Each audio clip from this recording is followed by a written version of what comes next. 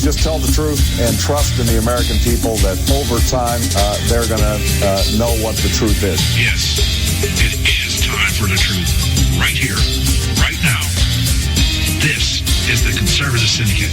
Real conservative talk from real conservatives. With your host, John Matthews. The latter-day prophet. Baying against the hypocrisies of our time. And Joe Hakos. You want answers. I want the truth. You can't handle the truth. The Conservative Syndicate is comprised of some of the most informed pundits and activists available today. Together, we seek to tear down the imaginary wall, a separation between church and state through education, information, and engagement on the religion of politics and the politics of religion. And now, your host on the globally syndicated Conservative Syndicate, John Matthews and Joe Hakos. And how are we doing out there all across this great land of ours and around the world? It is that time. Time for the Conservative Syndicate, globally syndicated, nationally acclaimed, coming to you prime time somewhere, everywhere, all the time. And we're glad to have you with us today, this great day here. New York primary going on right now. And it has kind of, in a way, incited me a little bit today. I want to do some in-depth speculation and analysis today on this whole primary system here, because it's kind of a double-sided sword. It is double-sided in the sense that the illustrious, self-proclaimed good guy, great deal maker Donald Trump is, I think, correct in his assessment that the primaries are, quote-unquote, slanted, rigged, whatever. I don't agree that they're slanted or rigged against him. I think they're slanted and rigged and have been for a long time. But it bears talking about and discussing why is this now all of a sudden an issue. It's not as if those of us in the know haven't known this. And one of the things I'm going to do today, I hope we do today, is just kind of look at briefly how some of the primaries are set up. And to understand this whole delegate process, I think what's being, the argument that Trump is presenting right now is very similar to the one that's being presented in terms of doing away with the Electoral College kind of thing. There's check and balance systems that were put into our great republic by our framers, and one of them was state sovereignty, that they could choose their delegates however they chose to do that. So we're going to just kind of dance around with this a little bit today. I'm not here to beat anybody up, but I think it's worth noting that after 200 plus years, all of a sudden the American electorate wants to know how the system works. And I think that's a testimony to the ignorance of the electorate. So I am your host, John Matthews, and I got my co-host, Joe Hakos. How are you doing today, Joe? I find that hilarious, John. That Rumpelstiltskin, you've woken up from your slumber. Welcome to the 21st century. Yes, it's an election year. Wow. Really? How's this stuff work? Well, it worked the same way it did 4 years ago, and 4 years before that. Hello. That's the whole thing. We're sitting here now. Let's just kind of just give a real quick overview of what's going on here. 8 years ago, almost 8 years ago, this country elected probably the closest thing we've ever had to a Manchurian candidate.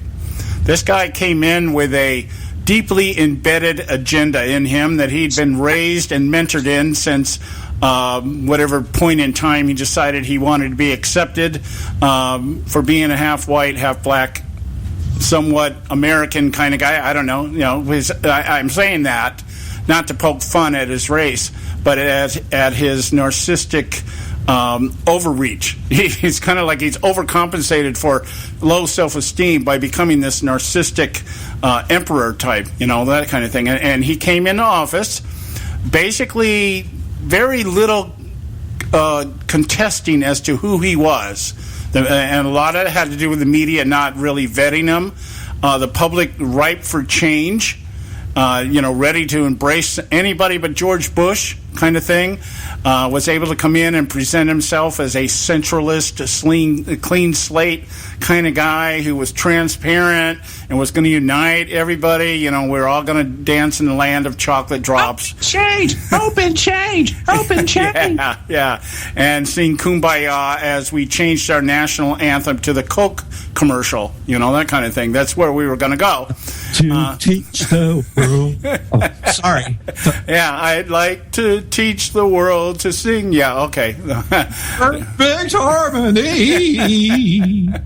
And we'd all wear plaid bow ties or whatever. I don't know how, Remember that commercial where they go out and this is where I met your grandpa and they go hug a tree. For crying out loud, let's get real. Come on. Yeah, exactly. So anyway, here we are, 7+ years down the road here. Yeah, 7 years, and now nobody knows which bathroom they're supposed to use. I liked your name there today. That was cool. well, we now have a candidate who pretty much has been a player in the very establishment that created the Manchurian candidate we elected back in 2008, and this guy is singing the same song. He's singing the same song. Let's make America great again. America first, and I'm going to make America so great you're going to get sick of it, kind of thing.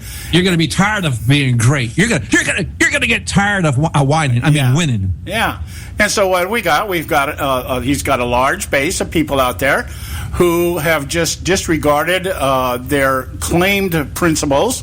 A lot of them being conservatives, quote unquote, self-proclaimed conservatives.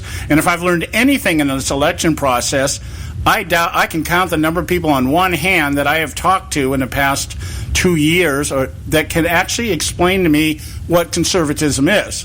And I'm telling you, I know people in office right now, personally, that when I have asked this question to, I have gotten such a hodgepodge of BS and watered down stuff. It makes my head spin. And so I'm sitting there and I'm thinking about all this today as the media is covering it out there. Fox News is now, I think they ought to just change the name of the channel to Trump News, because that seems to be all they want to talk about. And they're exploring all this, all the latest rancor and raving by Donald Trump about how rigged the process is and everything. And I just got to thinking, well, yeah, we've known this been rigged for a long time. We know the establishment controls everything. I'm just curious as to why all of a sudden anybody cares about it. There must be a reason why all of a sudden people are enraged. Well, I'll tell you why they're enraged. Because their leader has told them to be enraged. Very much like Barack Obama told his sheep back in 2008, where the change we're waiting for. Donald Trump is out there telling everybody on the Republican side, if I don't get elected, let's burn it all down. And so it's what we have seen here, that is two major political parties in which the establishment plays both sides. There is no partisanship in the establishment, believe it or not. And now all of a sudden the electorate is being trained or mentored or propagandized into the same thinking process. Rules and regulations don't mean anything if it doesn't give you what you want. So I want to spend some time just having some fun with this. It's not like we're going to change the world overnight. But I think it's worth talking about the Gruber theorem, the stupidity of the American voter, and in this case, the stupidity of the candidate that's leading this whole thing. I'm beginning to think the smartest guy on the block is Bernie Sanders, because he knows what he believes in. He can't really define it, but there's no mistake. You cannot mistake what this guy wants. He wants a political revolution. He wants the system turned upside down. He wants the government to run and control everything, and he hasn't hidden that.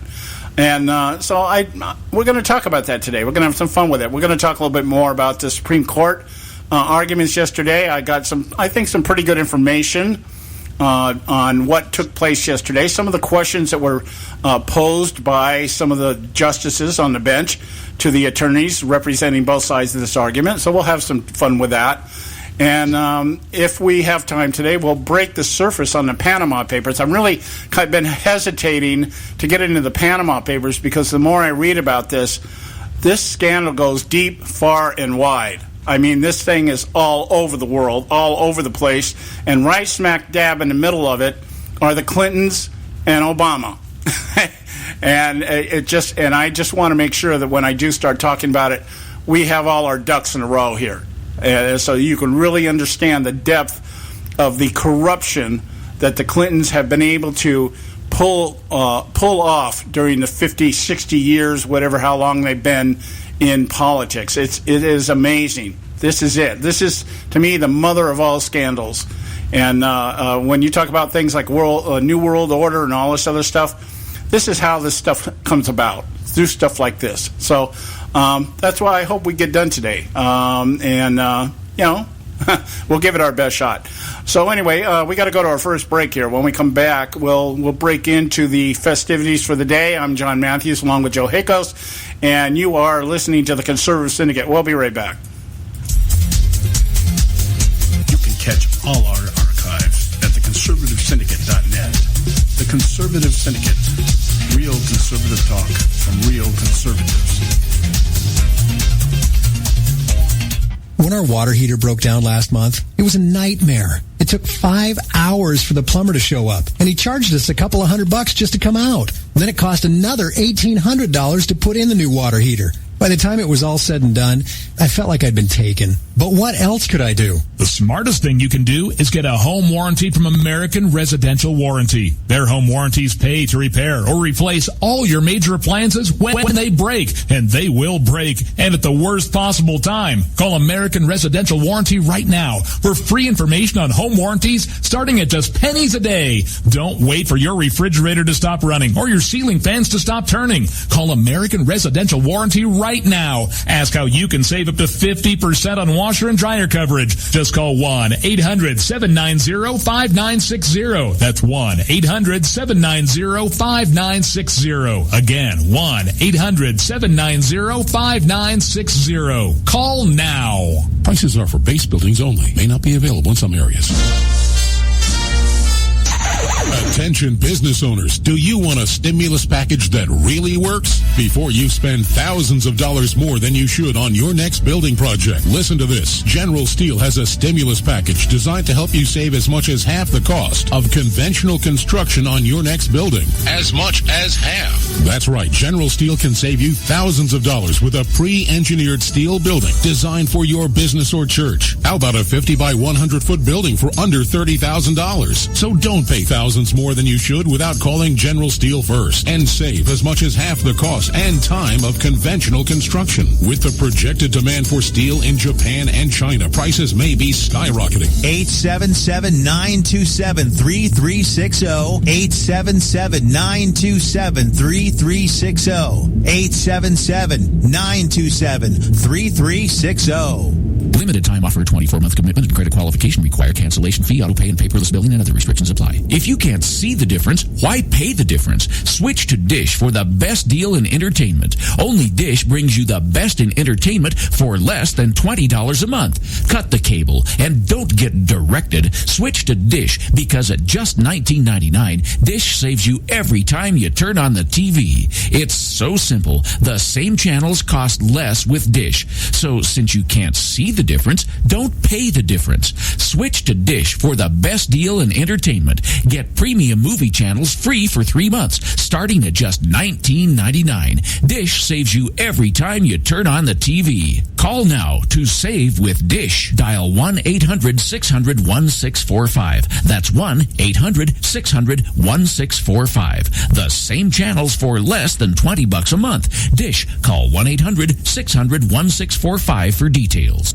Hey folks, if you're like me, you don't place a whole lot of trust in today's media for the real truth and facts regarding the volatile world of finance and politics.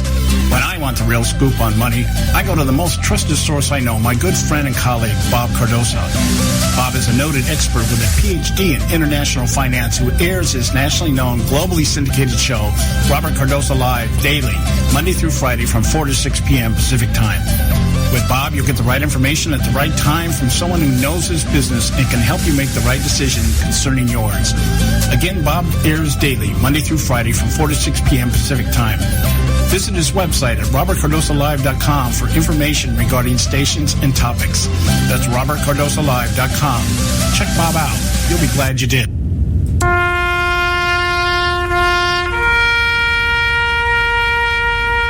Read something recently worth thinking about. It's the soldier, not the campus organizer, who's given us freedom to demonstrate. It's the soldier, not the reporter, who's given us freedom of the press. It's the soldier, not the poet, who's given us freedom of speech. It's the soldier who serves under the flag, who defends the protesters' right to burn the flag. Isn't it time now to demonstrate that we support our troops? Were it not for the brave, there'd be no land of the free. Fred Thompson's message was brought to you by citizensunited.org.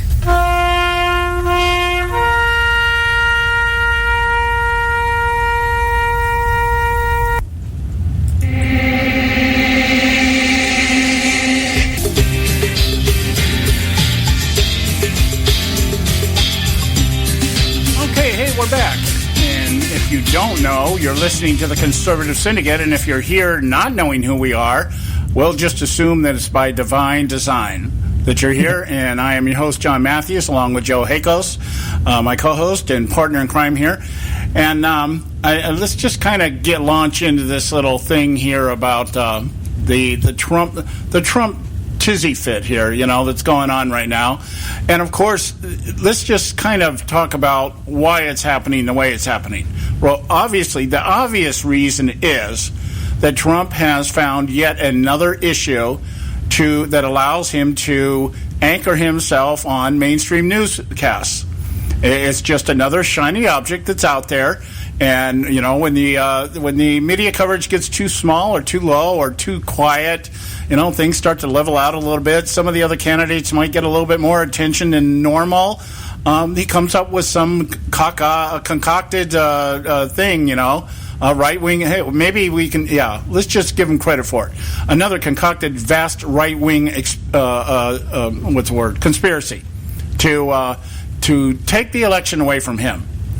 And, I'm looking at this whole thing, and I'm thinking, what a brilliant strategy. This guy has managed to remain in the forefront of the nominee process the entire election cycle without providing any substance as to how he's going to do anything that he says he's going to do.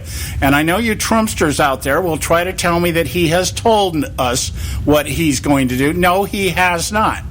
And I've also heard Trumpsters tell me, well, he's got everything on his website. Well, apparently he's never read his own website. So, because I've yet to get anything of any substance out of this guy that tells me, one, how is he going to make America great again? And two, yeah, that's number one. Number two is, how is he going to get Congress to go along with him? Because obviously, if it is the establishment that he's fighting, the establishment is not going to go down without a fight. And we need to take this for granted. The establishment is not going to just roll up into a ball and let this guy steamroll into the White House and start becoming the consummate deal maker. That is not going to happen. It's not going to happen if Ted Cruz gets in there. It's not going to happen if Hillary Clinton gets in there. It's not going to happen if Bernie Sanders gets in there. Certainly ain't going to happen if John Kasich gets in there, because then he won't do anything. So this idea that all of a sudden by putting somebody like Donald Trump in office is going to change the establishment, I think is as delusional as thinking that Barack Obama has brought unity to the country. It's what do you think, Joe? Yeah, we're unified, all right. Yeah, that's the reason, like you said in a little thing on your Facebook today, after 7 years of Obama, we don't know which bathroom we're supposed to use now. Right, yeah. I mean, there's so much that has changed not changed. See, here's the point. This is what keeps driving me. It's like all of a sudden everybody wants to talk about this sudden explosion of liberalism progressivism and Obama, his accomplishments as a liberal, progressive, and everything else. And it's like 7 years ago, we're waking up from a 7-year nap, and somebody's looking around going, how did this happen? Well, this didn't happen with Obama.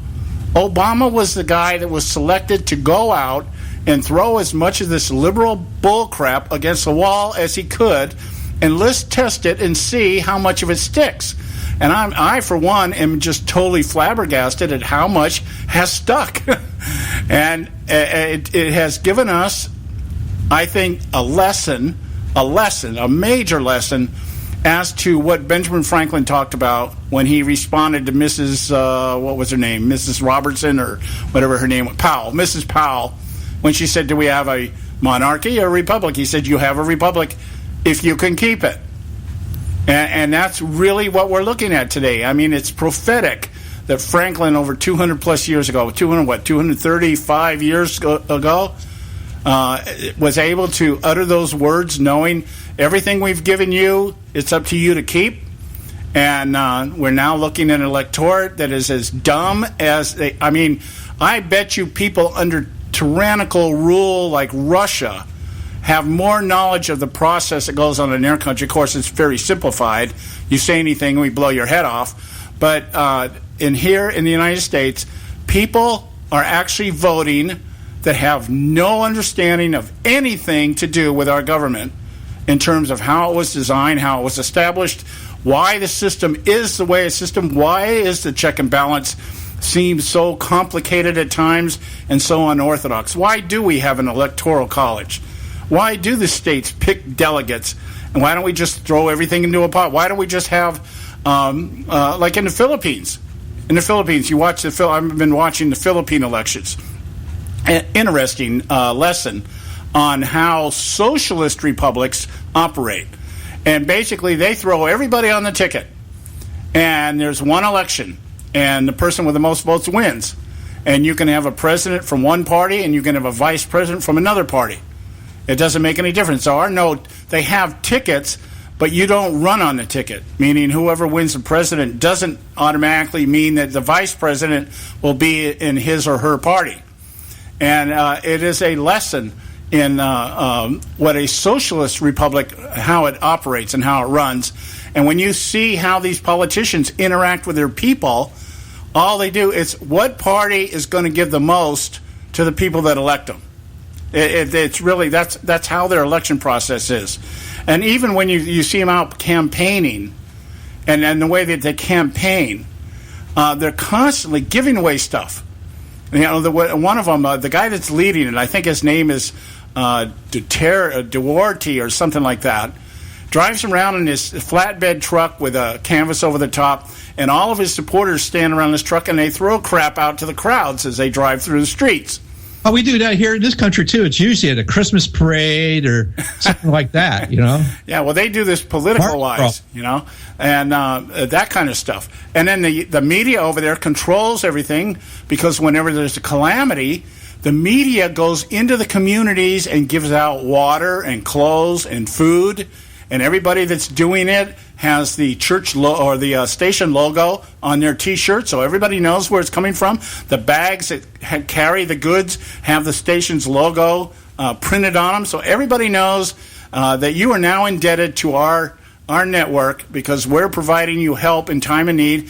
And of course, one of the main newscasters there, Karina Sanchez, is the wife of Mar Rojas, who is currently the vice president of the Philippines and is running for president.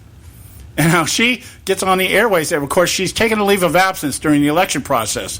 But she has other shows that are still on the network. And as soon as this election process is over, she'll be back on the air. You have Chris Aquino, the youngest of the Aquinos, who is called the Queen of Media over there. She's an actress. She has a talk show. And she's out campaigning for her friend Mar Rojas. They've had 2 or 3 of their last presidents have been celebrities. Joseph Estrada, I don't know who the other one was before that, but anyway, it's the system that I'm thinking Americans want today. Is that the most popular person, the prom king and queen, should be the ones running the show. Doesn't matter how many people do we know of? Have you ever heard the stories about people that are most likely to succeed, and they come out of school with the highest grade average? I remember one of my friends on the football team, and he got a scholarship to the Naval Academy, and he was All-American and everything else. And I met him at our 25th class reunion, and this guy, I didn't even recognize him. And as I'm talking to him, I'm like, what are you doing? How did the Naval Academy thing? Well, I washed out of the academy. What are you doing now? I work at Walmart. Like, okay. It's just, I know I sound like I'm rambling a little bit here, but take all these thoughts and kind of put them into a big picture scenario here, and you see what we have is idiocracy. We have created by our own either being deceived, unknowingly deceived, or willfully ignorant, we have become an idiocracy, where it's just who's the coolest guy or gal, that kind of thing. And if not, because we cannot classify Hillary Clinton as cool, but who's got the most bucks? Who's got the most influence? Who will give me the most stuff? President Dwayne Ileanzo Mountain Dew Herbert Camacho, that's who. Yeah. Well, which, by the way, just to give you an example, real quick example, Cecile Richardson, is it Richards or Richardson, the head of the Planned Parenthood? Cecilia Richardson, is that her name, or Cecilia Richards? Well, she's the head of that evil organization that kills babies for no good reason. Yeah, she's had a Clinton rally yesterday. Hold on a second. Let me look it up, though, since you keep on with your thought. I'll find it. Okay. Anyway, she makes this statement. Now, only the conservative media picked up on this. She makes a statement. Voting to, let's see, if you're a woman... Richards. If you're a woman and you vote for Ted Cruz, that's the same as a chicken voting for Colonel Sanders. Now, think about what she just said there. We're talking about body parts, and she takes this analogy that a chicken voting for Colonel Sanders, which does what? Dissects chickens. And she uses that analogy. Yes. She uses that analogy, right? Nobody in the liberal media talked about it. I've seen it out there. It was posted mostly conservative media. Like, what a weird, sick analogy to use, the dissecting of chickens versus the dissecting of unborn children, and nobody seemed to have caught it on the left. And actually they're cheering at this Clinton rally because it's such a, pseudo-intellectually charged thing. That's how liberals think. I don't know. But it's that kind of stuff. So we listen to somebody like Donald Trump out there telling us what his argument is right now. The person with the most votes should win. The person with the most votes should win the nomination, not the most delegates. The person with the most votes. If that's the case, why do we need a primary to begin with? If it's just going to be who's the popular guy, we don't even need a primary. Well, that's the same as every time you ever hear and say we're a democracy. Right, exactly. We are not a democracy. Right. And when you listen to our president talk, every interview you'll listen to him talk, he will talk about advances or progression in our democracy. He never uses the word republic. Nobody, even the conservatives don't use it. Everything, they don't use anything. They say government. It's not even, they don't even try to identify it. It's either the institution, which is the Republican Party. Yeah, it's this big Leviathan thing that just sits out there and it's just there to gobble up your freedom and money. Yeah, the entity, the institution, which is the party, or the government, which is the government, okay? And there's no real identification with being a republic. It's all about, the half-baked conservatives out there. Yeah, because truly, the government is us. Yeah. The people. But no, not according to those guys. Not anymore. The government is our providers, and in some cases, our God. And we're just supposed to fall in line. And the very people that do this will accuse those of us who resist or oppose it as being, we're the sheep. We're up here saying, no, this is wrong, this is wrong. We're the extremists. We're the true believers. We're the ones that are off kilter. But the ones that will follow people like Donald Trump over the cliff as he plays his tune, I'm going to make life so great you're not going to be able to handle it. And yeah, okay, it'll be real good until you hit the bottom of that precipice out there. So anyway, I'm just beginning. I'm getting warmed up here because I'm livid. I'm livid. I could get you really going. Jeb Bush. There, I said it. There now, John's going to be ready. Oh, that's a low blow. Okay, we got to go to a break. When we come back, we'll continue here. I just want to really just spend some time today just speculating on some things. When we come back, I'm going to take an article that was sent to us by somebody at Shake and Wake Radio, one of our affiliates out there, and it's called. It came from a publication called the Daily Sheeple. And it's the weirdest possible outcomes for the strangest election in U.S. history. But you're going to see as we read through these things, none of these things are outside of the realm of possibility, given the electorate that we have today, the ignorance and the willingness for people to give up their security and liberty for the promise of being taken care of. So stay with us right here at the Conservative Syndicate. Don't go away. We'll be right back. Catch all our archives at theconservativesyndicate.net. The Conservative Syndicate. Real conservative talk from real conservatives. Limited time offer, 24-month commitment, and credit qualification require cancellation fee, auto pay, and paperless billing, and other restrictions apply. If you can't see the difference, why pay the difference? Switch to Dish for the best deal in entertainment. Only Dish brings you the best in entertainment for less than $20 a month. Cut the cable and don't get directed. Switch to Dish because at just $19.99, Dish saves you every time you turn on the TV. It's so simple. The same channels cost less with Dish. So since you can't see the difference, don't pay the difference. Switch to Dish for the best deal in entertainment. Get premium movie channels free for 3 months, starting at just $19.99. Dish saves you every time you turn on the TV. Call now to save with Dish. Dial 1-800-600-1645. That's 1-800-600-1645. The same channels for less than $20 a month. Dish. Call 1-800-600-1645 for details. Attention taxpayers. If you've received a notice from the IRS or state, do not ignore it. It's also a big mistake to try and handle your tax problem on your own. If you owe back taxes, it's a fact that the government has the power to take everything you own, including your home, business, wages, savings, and your freedom. But here's the good news. There's a special toll-free tax hotline set up especially for you. This tax hotline will tell you about new programs that are geared to help you dramatically settle, reduce, or eliminate what you owe. But you have to call now. Take down this number or put it in your cell phone. But call 866-761-0959. 1-866-761-0959. When you call, you get free information on how you can reduce or eliminate back taxes, including penalties and interest. You can also be helped if you have unfiled returns, a tax lien, wage garnishment, bank levy, or if you've been entered into a payment plan but can't make the payments. Don't make the big mistake in thinking you can ignore or handle your tax problem on your own. You can stop the collection process immediately. Call this special tax hotline today for free info at 1-866-761-0959. That's 1-866-761-0959. 1-866-761-0959.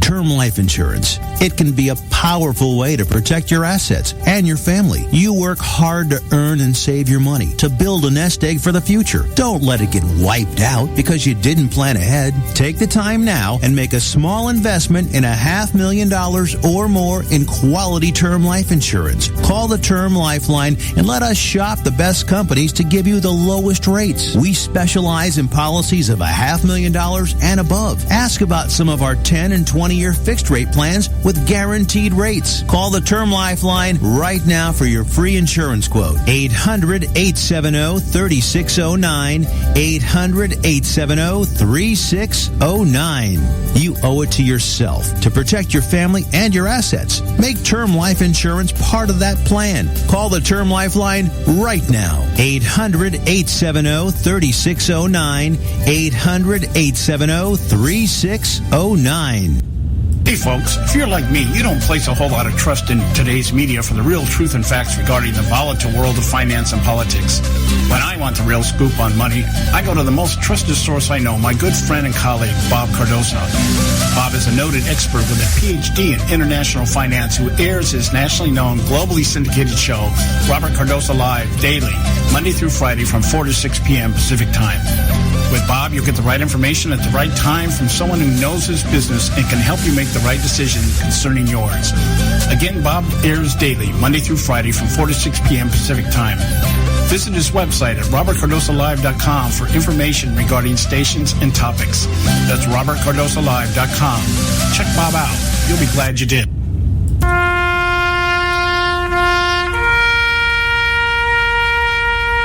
Read something recently worth thinking about. It's the soldier, not the campus organizer, who's given us freedom to demonstrate. It's the soldier, not the reporter, who's given us freedom of the press. It's the soldier, not the poet, who's given us freedom of speech. It's the soldier who serves under the flag, who defends the protesters' right to burn the flag. Isn't it time now to demonstrate that we support our troops? Were it not for the brave, there'd be no land of the free. Fred Thompson's message was brought to you by CitizensUnited.org.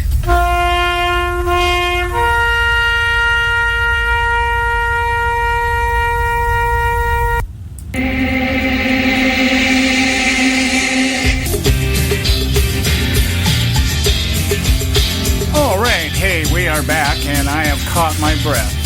You're listening to the Conservative Syndicate, real conservative talk from real conservatives. And as we get deeper into this conversation today, I want to read you a short post that was put out on Facebook today by one of my good buddies out here in Orange County, a Republican operative. He's been in the system for a very long time.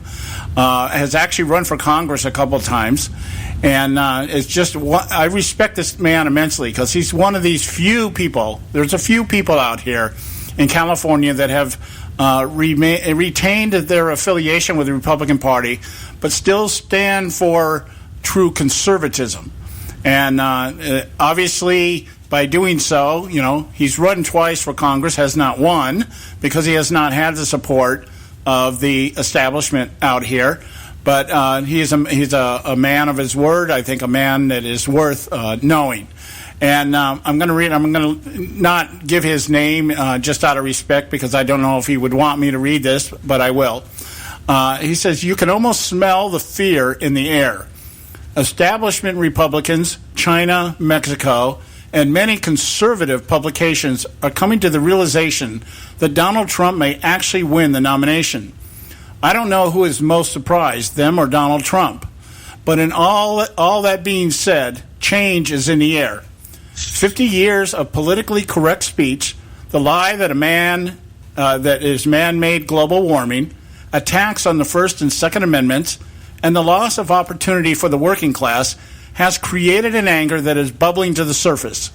Change will come from the election of an outsider or the theft of the election by insiders. Either action ushers in change. For the first time, I have a better understanding of how the founders of this country felt when they launched the revolution. Freedom feels good, but it is never free."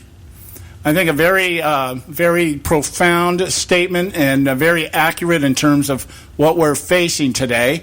Change is in the air, and it's going to come. It's going to come through the election of an outsider or through the stealing of the election by the insiders. And I think no truer analysis of what we're seeing today can be offered in such few words. So having said that, what do you get out of that, Joe? I mean, does that impact you at all? I think, yeah, that does impact. It is very, I think, very true. Change is going to happen. That's just the Republican eyeball on it. And change will happen on the other side. If Hillary's elected, or I can't see Bernie Sanders being nominated and elected, but change would be happening. It would not be. It would be continued, the continuation of Barack Obama's third term, and let's not forget the Supreme Court is a lifetime. Right. You and I won't. Whatever happens with the next with this election, you and I will not outlive the changes done to the Supreme Court. Yeah, and it is that. My grandkids might outlive it. but we won't outlive it. And so there's big change coming. Yeah, obviously. Very, very important. You know, they say every one of these elections is important. Really, if they were that important, some of these people would have woken up 8 years ago and started going, "Whoa, what do you mean there's an election? Who's this guy? This guy's only been in. He's just a senator. Who's he? Oh my goodness, he hung out with Bill Ayers. Bill Ayers, he tried to blow up police departments and stuff in New York and D.C. and stuff. Who is this guy? Oh, he was raised by communists in Hawaii. Mm-hmm. Oh, Frank Marshall Davis, who the hell is? Oh, I remember that guy. Yeah. Who is this? Yeah, who is this guy? And then we got Trump. Yeah. And like I said, the 7 stages of Trump recovery. I sent you that little thing. Yeah. That was pretty funny. and pretty funny, but pretty true. Yeah. Well, that's why it's so funny. Yeah. I mean, it seems like I said, most folks are in that anger stage, and the anger stage is hostility towards the one who told you, towards Trump for lying, towards yourself for falling for it. And it's like, hey, I didn't tell you just the truth. Well, and that's the thing here. When you talk about this anger thing, see, the anger is what's driving everything right now. Now, anger, when it's channeled in the right way, is a very good attribute. If you can see the writing on the wall and say, wait a minute, this is not right, this is not good, and you can use your anger towards that and be able to say, hey, this is what we need to do to change this. But what we see today, the difference between anger in the direction that the country is going and anger at the people involved, there's a difference there. Let me just expound on this just for a second here. There's a difference between recognizing the situation and becoming angry at the person who has perpetrated it. Yeah. Than being angry at the situation itself and doing something to change it. Because if you're just angry at the person that has brought this upon you, that's not going to change anything.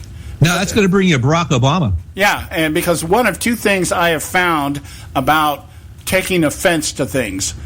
80% of the people don't care whether you're offended or not. The other 20% are glad to see you going through it.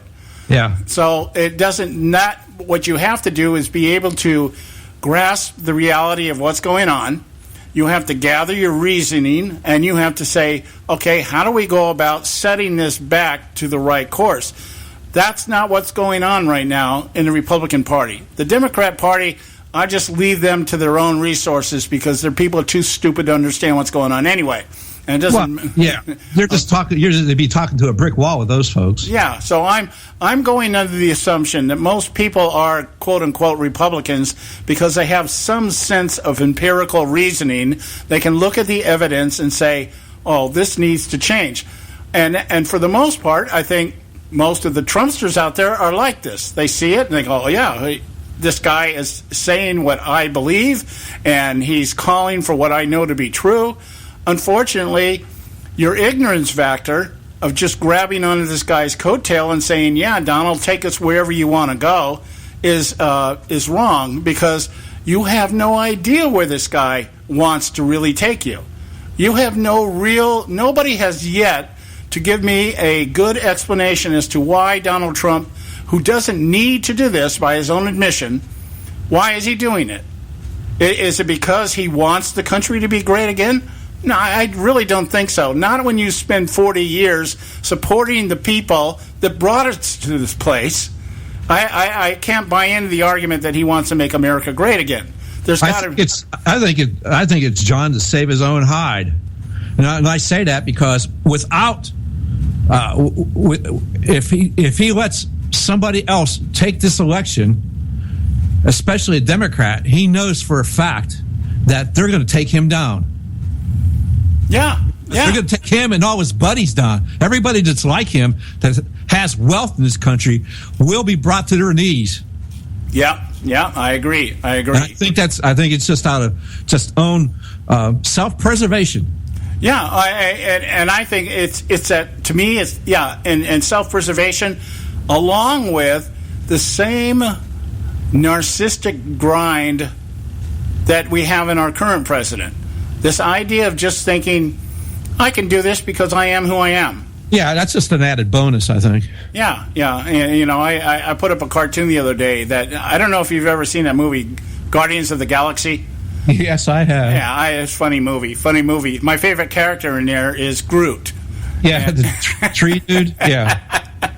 And I just think, that I put up a little cartoon. I put Donald Trump's face on that. I am Trump. That's the mentality. I am who I am. And, everybody else is left to decipher what that means. Okay, I say I am Trump, and everybody hears how that ever hits their head, and it processes into I'm the answer.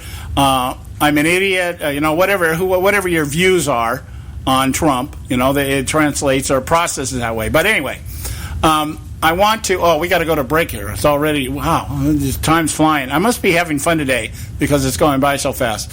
We're going to do a commercial. A couple of commercials here. When we come back, I'm going to get into this list. I want to get into this before the first hour's up here, just to put some levity into the situation here as the big New York bomb gets set to hit us later on tonight, and we'll see Donald Trump at his press conference in full angelic display, rising above the world and the common people, and espousing how great he is tonight once he wins this thing, because I think he'll win in New York. I don't think there's any question of that. Anyway, stay with us right here at the Conservative Syndicate. We'll be right back. You can catch all our archives at theconservativesyndicate.net. The Conservative Syndicate. Real conservative talk from real conservatives. Term life insurance. It can be a powerful way to protect your assets and your family. You work hard to earn and save your money to build a nest egg for the future. Don't let it get wiped out because you didn't plan ahead. Take the time now and make a small investment in $500,000 or more in quality term life insurance. Call the Term Lifeline and let us shop the best companies to give you the lowest rates. We specialize in policies of $500,000 and above. Ask about some of our 10 and 20-year fixed rate plans with guaranteed rates. Call the Term Lifeline right now for your free insurance quote. 800-870-3609. 800-870-3609. You owe it to yourself to protect your family and your assets. Make term life insurance part of that plan. Call the Term Lifeline right now. 800-870-3609. 800-870-3609. Hey folks, if you're like me, you don't place a whole lot of trust in today's media for the real truth and facts regarding the volatile world of finance and politics. When I want the real scoop on money, I go to the most trusted source I know, my good friend and colleague, Bob Cardoso. Bob is a noted expert with a PhD in international finance who airs his nationally known, globally syndicated show, Robert Cardoso Live, daily, Monday through Friday from 4 to 6 p.m. Pacific Time. With Bob, you'll get the right information at the right time from someone who knows his business and can help you make the right decision concerning yours. Again, Bob airs daily, Monday through Friday from 4 to 6 p.m. Pacific Time. Visit his website at robertcardosolive.com for information regarding stations and topics. That's robertcardosolive.com. Check Bob out. You'll be glad you did.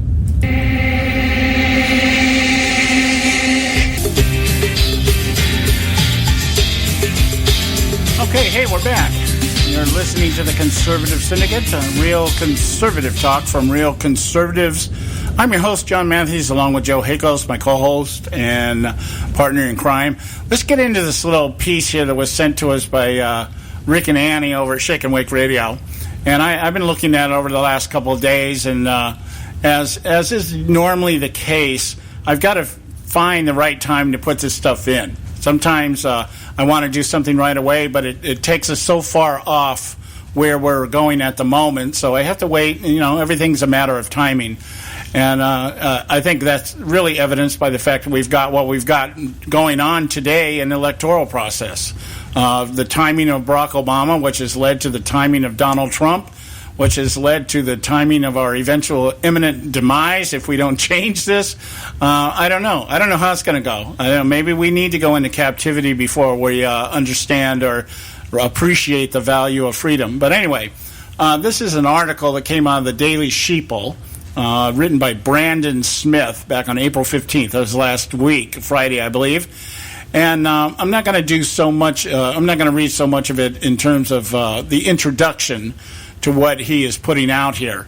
But we're talking about choice, and we're talking about the everything that's out there that people are looking at today, and the lack of understanding what the choices really are and how they came about, and what their choices will do in terms of the effect, cause and effect of doing what the choices they make today. Everybody's talking about the great change Donald Trump's going to bring. You have no idea what that change is going to look like. The only thing we know is that if Bernie Sanders gets elected, that he's going to do everything in his power to turn this country into a socialist republic, or probably a socialist democracy. I'm sorry. If Bernie Sanders gets elected, our economy is going to collapse. Yeah. And it won't be from anything he accomplishes, because I don't think Congress would go along with it. But just being there is going to send ripples through the economic community internationally. Barack Obama's mandates and just do executive orders and get the unilateral EPA and those just go run amok all over businesses and just drive the economy into the ground. I think Bernie Sanders' objective in his agenda will be to dismantle Congress. There won't be anything else. And by doing that, everything else just kind of falls into place. Yeah, Congress would wake up to that. Yeah. The very people that think they're preserving their own status will be the first ones to go. Shoot all the lawyers first, okay? Okay, but I'm going to read just a couple of paragraphs here from this, and I'm going to get into these different scenarios that Brandon Smith over at the Daily Sheeple has presented to us. He says, today, elections represent the illusion of choice. That is all. The leadership of both major parties seem different in terms of their rhetoric, but this is all cosmetic.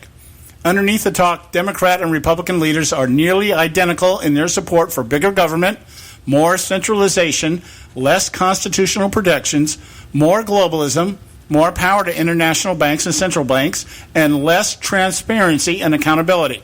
I have a very accurate description of what we refer to when we talk about the establishment. The establishment are players. They're not partisan. They play both sides as if it's all one, and it's been going on for decades now, and it's just with the election of Barack Obama, everything came to the surface. But unfortunately, the momentum has been going so much for the progressives over the last 4 or 5 decades that it seems at this point almost unstoppable. And I don't know if it can be stopped, but it remains to be seen. Now, for many decades now, the choice has been between the puppet on the left hand or the puppet on the right hand. This year is proving to be a little different, at least on the face of things, to the point where elections are becoming rather surreal. Okay, all right. Now, for the younger generations with limited experience participating in the world of U.S. elections, developments today might seem odd but not outlandish. I would not agree with that, because I think most people, especially in youth today, don't understand it anyway. They don't. They have no understanding of what's going on here, or they wouldn't be supporting Bernie Sanders, for crying out loud. But anyway, for older generations of Americans, a consensus seems to be forming, and the concerns commonly expressed in the mainstream and on the web appear to match. 2016 is turning out to be the strangest presidential election they have ever seen. Now, I want to get into this. I like the way this writer highlights the candidates involved. He says, look at it this way. We have Trump, who's an attack dog candidate who ends up in the news every other day for something he said. We have fully exposed international criminal in the form of Hillary Clinton. We have a full-blown socialist named Bernie, whose supporters make up a majority of the crazed social justice and cultural Marxist crowd. And we have Cruz, a pro-Constitution, anti-bank candidate with ties to those same banks and ties to the anti-sovereignty think tank, the Council of Foreign Relations. Now, I want to make a stipulation on this. I looked this up because I've not heard in the past of Cruz being directly associated with the CFR. And what the writer is inferring here is his wife, Heidi, has ties with Goldman Sachs, which would be the banking implication here. By the way, rightfully so, $500,000 loan that Ted Cruz obtained from Goldman Sachs and was never reported. Points for the liberals, the hypocrisy. Okay, score 1. And Heidi Cruz served as what they call a term member of the Council of Foreign Relations back when she was involved, or back during the George W. Bush administration. But she did represent the conservatives that were there. Now, I don't know what that means in terms of how that plays out. I know very little about how the CFR actually functions in terms of meetings, conventions, and all that other stuff. But she was there as a representative of conservatism. Now, based on what people call conservative today, that could mean anything. I don't know exactly what that means. But I wanted to clarify that. It wasn't that Ted Cruz was directly involved, but has indirect connections through his wife. I just want to clarify that because I'm biased and he's my candidate. And I want to try to defend him as much as I can there. I've taken him to task several times over other things, but that being what it is. All right, now, we might be able to get through the first one, maybe the first two here on the list.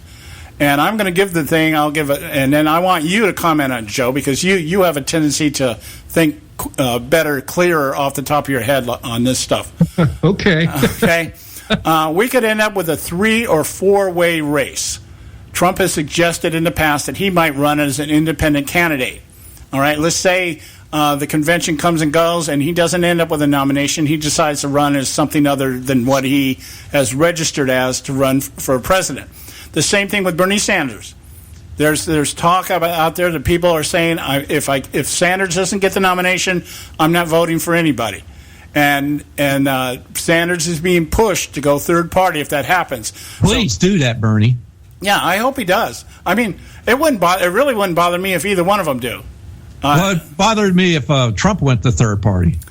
Well, I don't know at this point that it would really make any difference because just based on what you said, Joe, before, the idea that Trumpsters are going to follow Trumpsters and Sanders people are going to follow Sanders.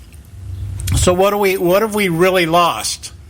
We're back to the lesser of two evils in the Republican and the Democrat Party, right? Well, look at it like this: if it goes that way, Bernie goes third party and Trump goes third party. Yeah, you can have both of them do it. We could have the 4-way race. That would be awesome. But just to have one, have Bernie go third party, then that splits the Democratic ticket of the votes. Those people aren't going to be out there voting. Bernie doesn't have all that. Bring him to the polls, Bernie. Go ahead. Let's see how you do that. That ain't going to happen. Yeah, I can see that, and that's why I'm bringing this up. But if Trump does it, now that makes it much easier for that criminal that should be in jail right now for selling U.S. sovereignty to whatever foreign entity has hacked her private email server. Mm-hmm. That just makes it easier for her to win. Yeah, and that's exactly why I'm bringing this up here. We're entertaining this. We're speculating. What's it going to look like? What would it look like if this kind of thing happened here? The thing is, to me, is if the Sanders people are that sincere, and they say, if Sanders doesn't get it, I'm not voting for Hillary. And so Hillary doesn't pull in that demographic. She doesn't pull in the youth vote. She doesn't pull in the disgruntled, disenfranchised Democrats, which there are some out there, believe it or not. And so I'm not so sure that, whereas if Trump pulls away from the Republican Party, I'm not so sure that the number of people that he would take with him would be enough to offset something like this. I mean, numbers-wise, I think we would just basically be kind of back to square one. That's just my tossing around in my head. It would seem like, okay, we'd have Sanders would get the Sanders people, Trump would get the Trump people, and the Republicans would vote for whoever the nominee is on the Republican side, and the Democrats would vote for whoever is on the Democrat side. But to get full-blown conspiratorial here, this guy says, I believe the winner of the election is already predetermined. Yeah. Well, then, it's like, why bother with, he's in the court of why even have elections. This is just more than kabuki theater. Yeah, and to me, the real big thing would be here is if it turns out that Hillary does, if there is a recommendation for indictment, and they pull Uncle Joe out of the old farts home, and they float him up there as a candidate through superdelegates or whatever, now I think there's a dynamic here that would just wipe all of this clean. Because I think if they put Joe Biden on the ticket, believe it or not, I think he'd walk away with this thing. I think he would walk away hands down, and he would just sweep everybody, because he's well liked. He's a plagiarist. Yeah, and it doesn't matter whether he's ethical or smart or anything else. He's well liked. He is the reincarnation of Bill Clinton. He would win just on that. I believe that. I think he would. And it would be if Joe Biden comes into this thing somewhere down the line here, I think it's all over. I think what our friend Ron Edwards would think to this. Yeah, well, that's just me. That's just the way I'm looking at it. Anyway, we're at the top of the hour here. We got to go to the Edwards Notebook, and then we'll be back and we'll talk more about things that could happen, possible scenarios here in the weirdest election we've ever had in America. Stay with us right here at the Conservative Syndicate. Don't go away. Certain people do not believe in God, but they certainly want to act as if they are. Hello, I'm Ron Edwards on today's page from the Edwards Notebook. Whether it's progressive professors swearing to their students that there is no God, or President Obama proclaiming the United States is not a Christian nation, they themselves and others act as if they have the sovereign authority of God to reduce the human population to a level they deem acceptable to their warped view. Individuals like Bill Gates and John C. Holdren, the lead science advisor to President Barack Hussein Obama, and many others highlighted in the Negro Project, a sterling book written by author Bruce Flory, in which he accurately chronicles the efforts of many who, in my opinion, wish to play God over we the people of America and others the world over, in their mad mission to depopulate the world of many humans via the United Nations Agenda 21. It includes, for now, voluntary cooperation of signatory states. One of the biggest efforts of Agenda 21 is to reorient all humans toward a more one-size-fits-all, rights-inhibiting series of restrictions under the guise of protecting the environment. Wake up, America.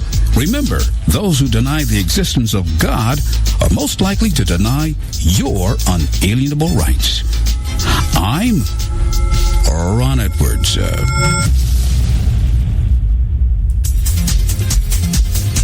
can catch all our archives at theconservativesyndicate.net. The Conservative Syndicate. Real conservative talk from real conservatives.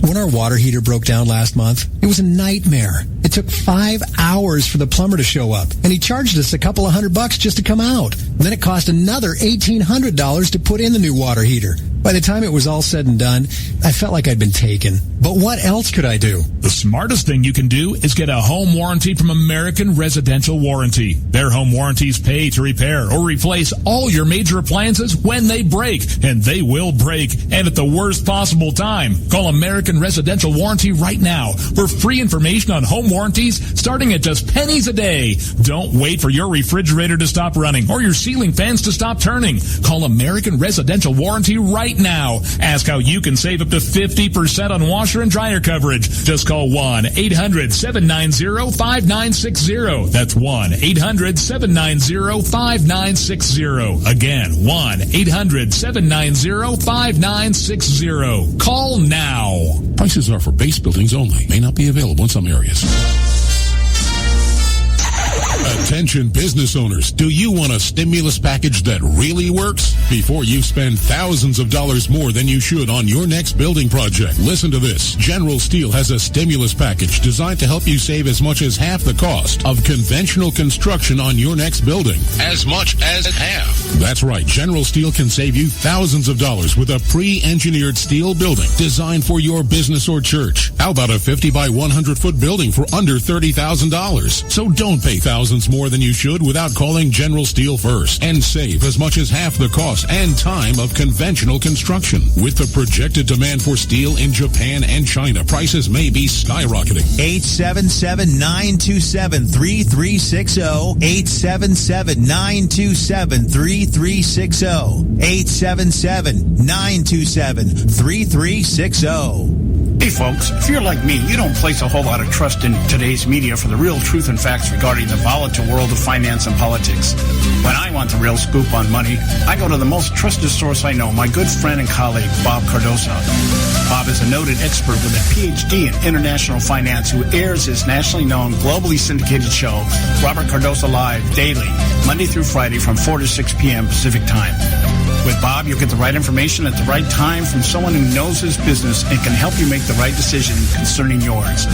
Again, Bob airs daily, Monday through Friday from 4 to 6 p.m. Pacific Time. Visit his website at robertcardosolive.com for information regarding stations and topics. That's robertcardosolive.com. Check Bob out. You'll be glad you did.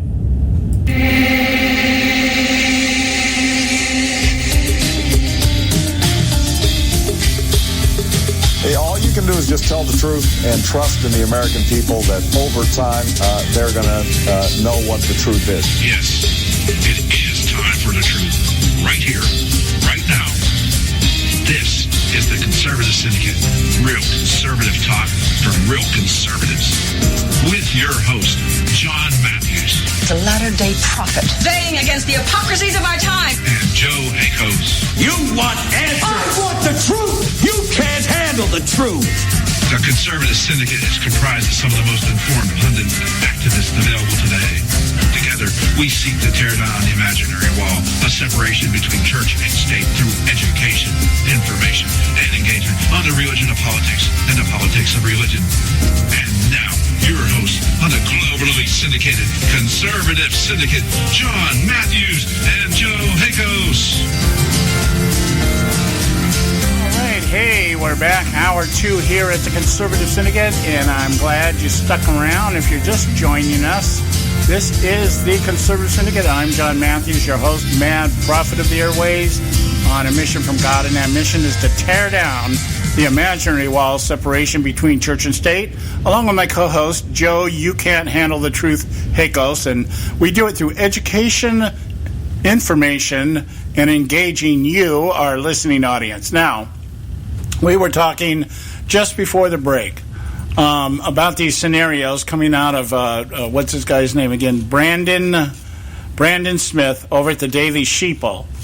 And I thought it was very appropriate to just look at this stuff, because the more I look at it, I don't see any of these things completely out of the realm of possibility. Given what's going on today, when you take into effect the desperation of the establishment, how they feel threatened right now, that somebody like a Donald Trump or even somebody like a Bernie Sanders could really throw a cog into their works, or a wrench into the works, I guess, whatever term you want to use there. And when you look at the stupidity of the American voter, there's no nice way of putting this anymore. I keep rolling this around in my head, trying to think, how can I be more gracious in addressing the ignorance of today's American voter? And there is no nice way of saying it. You either know or you don't. And, people that are deceived are people that don't know what they don't know. And there's a lot of people that don't know what they don't know out there campaigning for some of these people like Trump and Sanders and even Clinton and even Kasich, for crying out loud. If you can really tell me that you're a true believer with John Kasich, I'm sorry. You're like one toke away from a lobotomy, in my opinion. So, and you're seriously in the tank for the establishment. I mean, when I say the establishment, I mean the party elitists.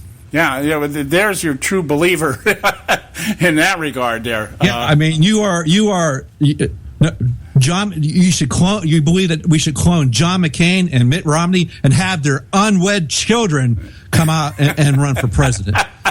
That would be the prevailing ticket. Let's pull back in John McCain and Mitt Romney because they're so damn popular.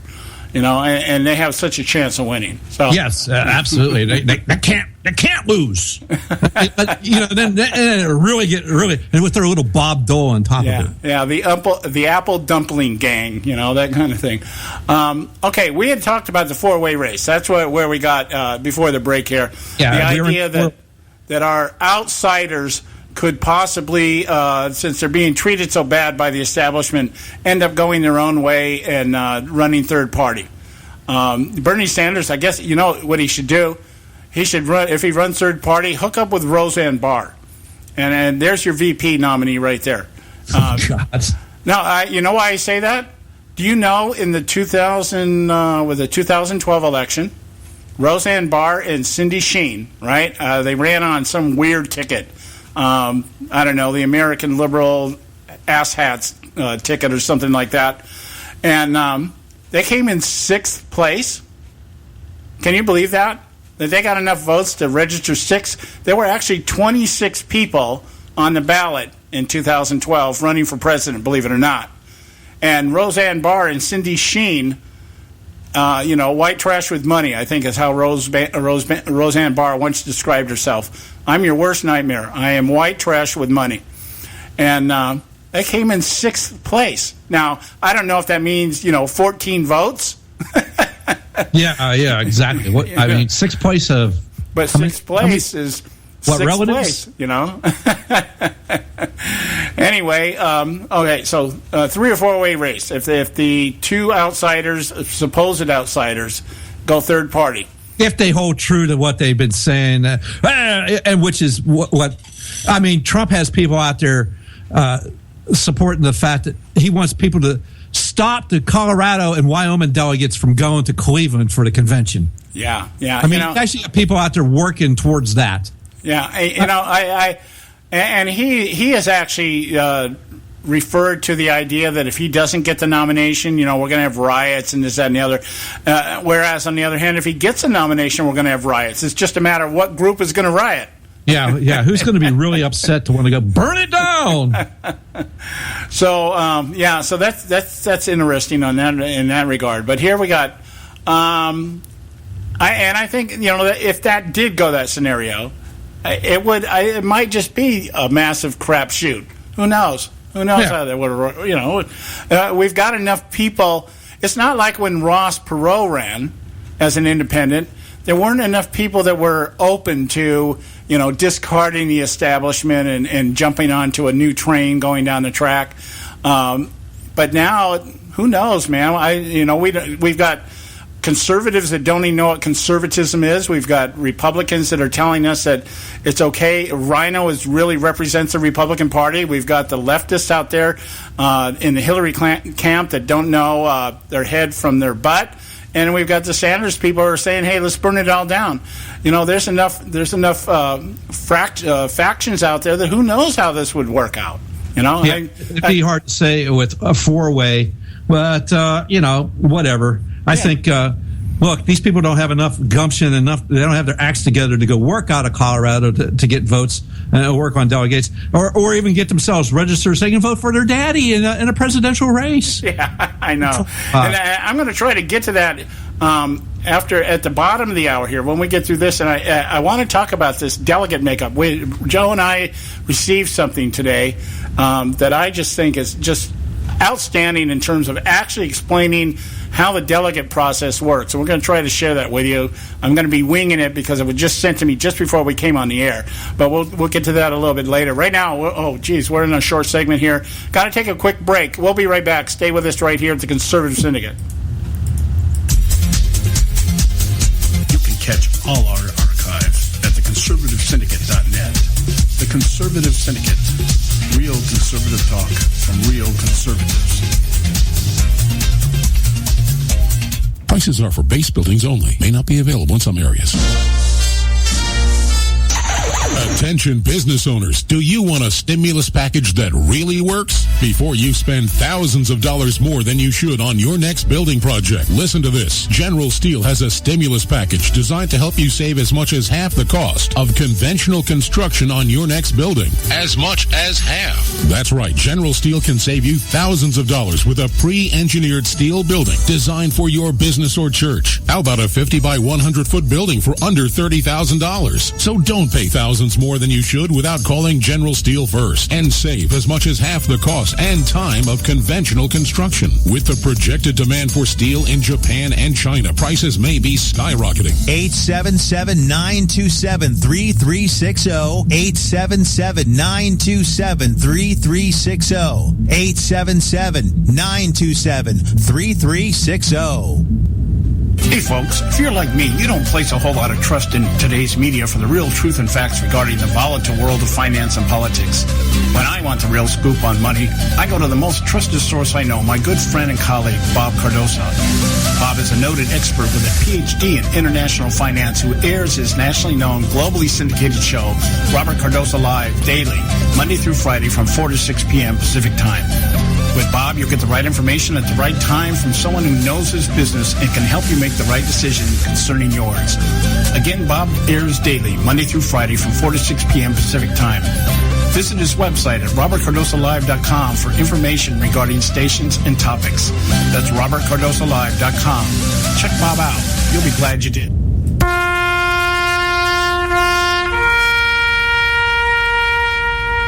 Read something recently worth thinking about. It's the soldier, not the campus organizer, who's given us freedom to demonstrate. It's the soldier, not the reporter, who's given us freedom of the press. It's the soldier, not the poet, who's given us freedom of speech. It's the soldier who serves under the flag, who defends the protesters' right to burn the flag. Isn't it time now to demonstrate that we support our troops? Were it not for the brave, there'd be no land of the free. Fred Thompson's message was brought to you by citizensunited.org.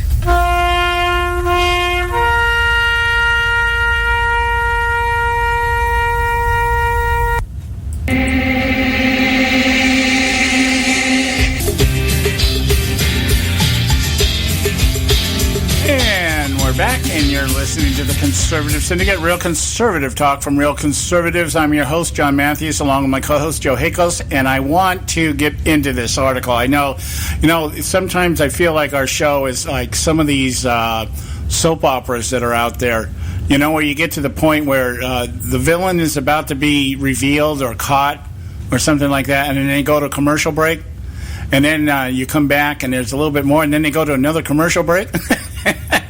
And you're sitting there going, come on, let's get on with it. That's what it is. So anyway, it is what it is. We got to pay bills. That's the way it works. Okay, now, the second scenario here given to us by Brandon Smith over at the Daily Sheeple is that the delegates choose a candidate that does not represent public wishes. Now, this is the scenario that's being floated out there the most by the candidates themselves in that way, and of course being fed to the media, who in turn is feeding it to the enraged masses that are beginning to gather out there across this land of ours. Okay, so it says here, contentions are increasing over the existence of superdelegates in the Democrat Party, which are delegates that are basically representatives or operatives of the DNC party. And by that meaning that most of them are actually like public officials, office holders, things like that. And they have been chosen to make sure to preserve the establishment on the Democrat side, as Debbie Wasserman Schultz said, to ensure that no grassroots candidate, that the leadership would not have to deal with a grassroots candidate, which is who Bernie Sanders is. So the idea, I think it's like 435 superdelegates or something like that. And I'm not sure if that's the exact number, but it's a hunk. And most of those delegates at this point in time have voiced their leanings towards Clinton. Now, I heard a scenario this morning in which it's being projected out there, it's being talked about, that Bernie Sanders could end up with the most delegates through the primary process. And because believe it or not, his favorability rating right now, he's only 2% below Hillary Clinton in terms of what the country thinks nationally. That's what the polls are saying. I don't know if it's true or not, okay? But that's within the margin of error on any poll.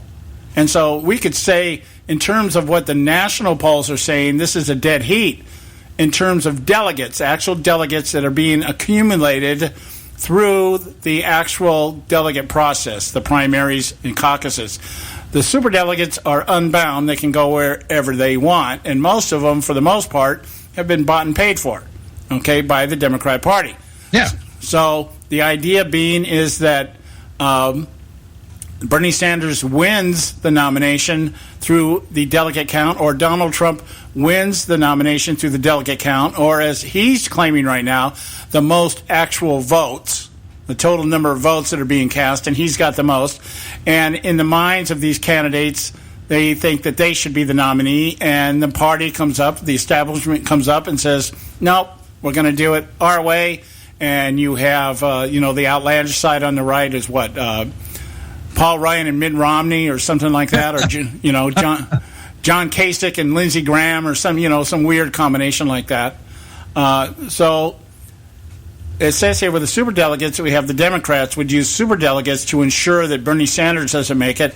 The Republicans, the conversation is always about changing the rules, that they can up until 24 hours before the actual convention, the Rules Committee, I believe it's 112 people or 120, something like that. Yes, but it still has to be voted on by the delegates themselves at the convention, John. So the majority of the delegates still have to vote on the rules changes. Okay. Now, you just go out and change the rules, and that's it. Right. Well, and let's look at that scenario for a second here. One of the interviews I saw the other night, I think it was on Megyn Kelly. I've been watching her a lot lately because as much as I dislike the woman, I have to say some of the people she's brought on her show are relevant and worth listening to.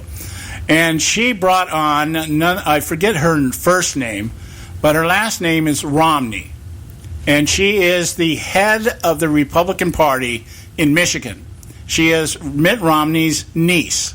I was going to say, sounds like a relative. Yeah, okay. Now, total establishment. And she does not deny that she's establishment. She is the niece of Mitt Romney. She was selected and elected as the head of the Republican Party in Michigan because of her ties to her uncle. Yeah, okay. Sounds familiar. Okay, now what was interesting was she said that when she goes to the convention, that her vote as a delegate, she's also a delegate, will go to Donald Trump because the people voted for Donald Trump. Absolutely. And she said, and so Kelly was saying, well, is there any way that you would, change that vote? Like if we got into the third round or fourth round or whatever. She said, well, as far as I'm concerned, personally, I will cast my vote for Donald Trump. And the reason I will do that is because as the head of the Republican Party, I have to worry about my integrity. There's an establishment thought. I have to preserve my power and my base and everything else that I've accumulated, so I will stick true to what my constituents have said they want me to vote. Not that, and so she's like, well, are you for Trump? She says, that's irrelevant. That's irrelevant whether I'm for Trump or not. You asked me, how am I going to cast my vote? Absolutely. That's absolutely irrelevant. She's basically hired to do a job. Right. Now, that's quite a bit of honesty coming out of an establishment type. But my point being is that this woman would be one of these delegates that would have to vote on rule changes, and I'm not so sure under those circumstances would she be as true to her position of integrity. If they said, well, here we have a chance to undo what you went on Megyn Kelly and talked about being adamant about doing because your constituents said that's what they want. But if you were given the opportunity to change the rules that would then negate your obligation to vote that way, would you do that? See, these are the things that these delegates are going to have to face. Did she get asked that question and did she answer it? No, she didn't ask that question. No, I'm hypothetically here based on what you just said. Still it takes the majority of the delegates there to vote and pass the rule changes. Okay, now, the thing is that delegates that have pledged, let's say there's a handful, let's say more than not, let's give them the benefit of the doubt, more than not of these delegates would vote the way that they have been told to vote because of the outcome in their respective primaries. But this is what, just on rule changes, or this is on just in general? No, I'm taking your scenario here. We're taking this idea that the Republican Party decides, okay, we have to preserve ourselves. That would be the motivation for it. Self-preservation. We cannot allow Trump to take the nomination. So they'd have to do, well, if Trump gets to 1237, then, hey, he's got enough delegates there that when they call the roll to be the nominee, period. If he gets to 1237, this whole... Well, yeah, if he gets to 1230... If he gets to 1237, the argument or the conversation we're having right now is moot. Yes, exactly. Okay, I'm talking about if he doesn't. Okay. And we're getting into the contested, brokered scenarios, that kind of the Kasich thing, the Kasich factor. Okay. Okay. And so we're sitting here now, coming into the convention, and Trump is the number I keep hearing out there. Let's say 100 votes short, 100 delegates short. Okay. Is 100 delegates short. He's going to come barreling into the convention saying, I have the most delegates, and 2, I have the most votes. Okay, he's going to try to... He's going that second part means absolutely nothing. No, but that's the angle he's going to play because he's already playing it. That's the angle he's already playing. That means absolutely nothing. He's got the most delegates, but he doesn't have enough to have a majority. Now, what he needs to do then is work the room, get his people to work the room, and get enough people to put him over the threshold needed. Yeah, and now let's say we're hyphenating here. We're saying hypothetical.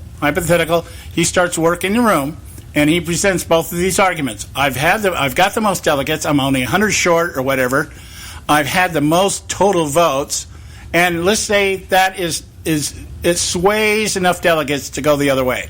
Okay. The question I have, or the question I'm presenting is, would the integrity of a pledged delegate be so important if they had the opportunity to change the circumstances in which that integrity did not matter anymore?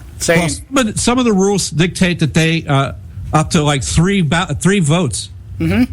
Yeah. That they maintain who they were sent there to be pledged to. After so many, after the rules, and it varies by state. Yeah, so I think in your state, I think in Florida, the delegates that are pledged are required to stay with that candidate for at least 3 rounds, and after that, it begins to dissipate somehow. Yeah, then they become free agents or whatever. Yeah, okay. So it does make a difference, but each state is a little different. Yeah, so they play within their rules. They do whatever they're supposed to do. Yeah, so what I'm getting at here, if given the opportunity of somebody who is a delegate who claims to be a person of integrity and honesty and going to represent their people based on the rules, and we get here 24 hours before the convention, and these new rules are thrown up there that allow those delegates to completely disregard what their constituents have told them simply by changing the rules. Do they have an obligation to stay faithful to their constituents if the rules can be changed? That would allow them... rules, again, it requires a majority of the delegates to pass the change to the rules. Oh, I'm not... That's not what I'm saying. Do you think the possibility exists that because the delegates would be the ones to make those changes or vote on the changes, that they would completely disregard what their constituents have pledged them to do in order for them to do what they really want to do? Oh, sure. Anything's possible. It's just a matter of the fact, are they going to be allowed to do that? Yeah, well, and whether or not, whatever the outcome would be. Okay, yeah, again, anything's possible. Look, they elected Bill Clinton twice and Barack Obama twice. Yeah, I get that. Anything's possible. I'm just saying, in the desperation, I used to say we put a man on the moon, so anything's possible. Yeah, but yeah, I get it, and I totally agree with you. I'm floating this out here because of the desperation of the establishment. If they had that out, if they have that ability to change the entire atmosphere and scenario, would they remain loyal the way that they say they will, or would they sell out? And that's the hypothetical that we're looking at here within this particular scenario. Whether if the candidate, the delegates choose a candidate that does not represent what the public wants. Would the Republican Party, would the delegates who are right now pledged to go whichever way their states have designated them to go, through whichever process has taken place, if they had a chance to override all that in order to preserve their place as the establishment, would they do it? Yeah, it's hard to say. That is hard to say. It's hard to say. It's hard to say even on the Democrats. The Democrats have just the same problem. Right. I agree. Because the talk I'm hearing out there is Sanders is set, and he's got the money that he might be able to sway some of these superdelegates. Yeah, it's very, very possible. And if justice be served, and Hillary gets indicted or recommended for indictment or whatever Comey does from the FBI, it'd be hard to say what happens with the Democratic Party nomination fiasco. I don't know. These people just I keep waiting to see. It's more like Dancing with the Stars or something. I keep waiting. Yeah. Well, I was watching Shepard Smith today, and they were talking about what these candidates can do to wine and dine these delegates. It's amazing. They can be legally bought. It's amazing. It's amazing what I heard today with these people talking about.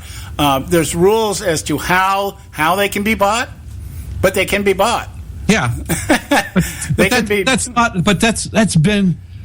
been like that forever, John. Yeah, and that feeds into the argument that I was making at the very beginning of the show. Yeah, that Donald Trump's claim that everything is rigged is legitimate. Oh yeah, hell yeah. Yeah, but then again, he already knew that going into it. Yeah, and that's the other point. That's the other side of it. You knew it was rigged going into it. In fact, you've been part of it, for crying out loud. Absolutely part of it on both sides. On both sides. We got to take a break here. It's time for Moments of Madness. When we come back, we'll get into the other scenarios here. I'm your host, John Matthews, along with Joe Hakos. And don't go away, because we're still going to cover a little bit about how delegates are actually designated. We're going to pick a couple of examples out there because, as Joe said, it's quite different depending on what state you're in. So stay with us right here at the Conservative Syndicate, Moments of Madness. Today on Moments of Madness.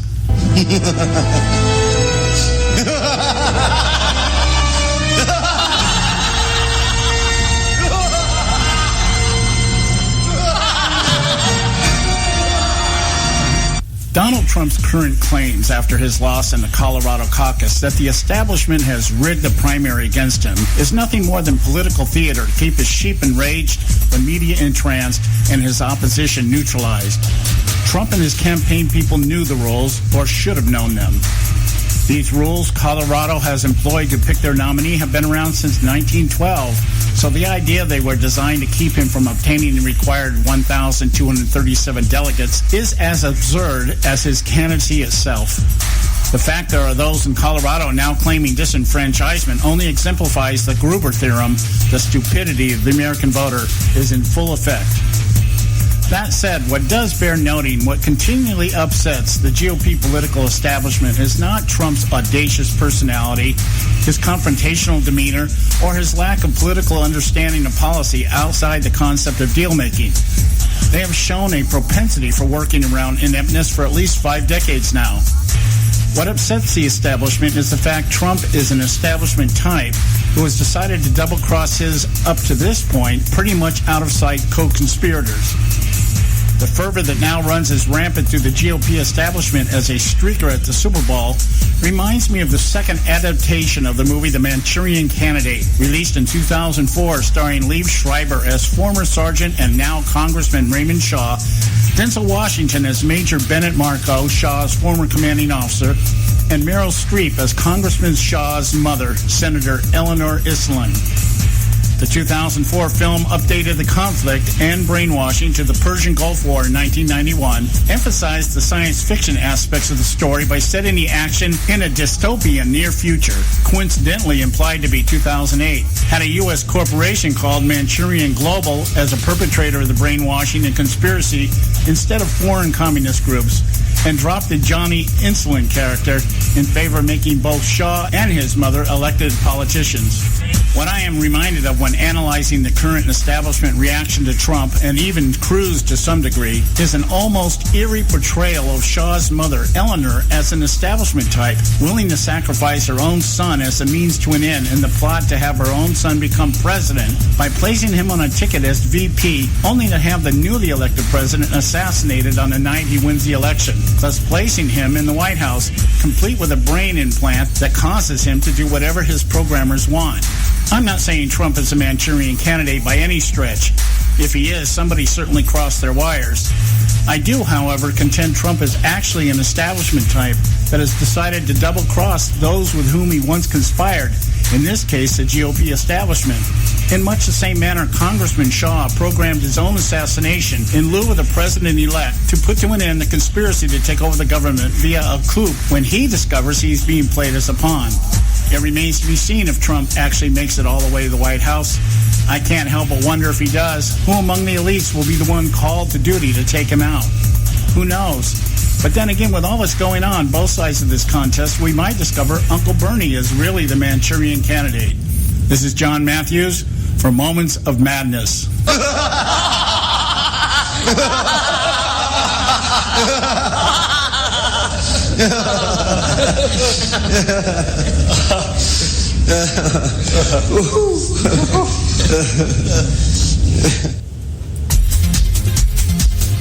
You can catch all our archives at theconservativesyndicate.net.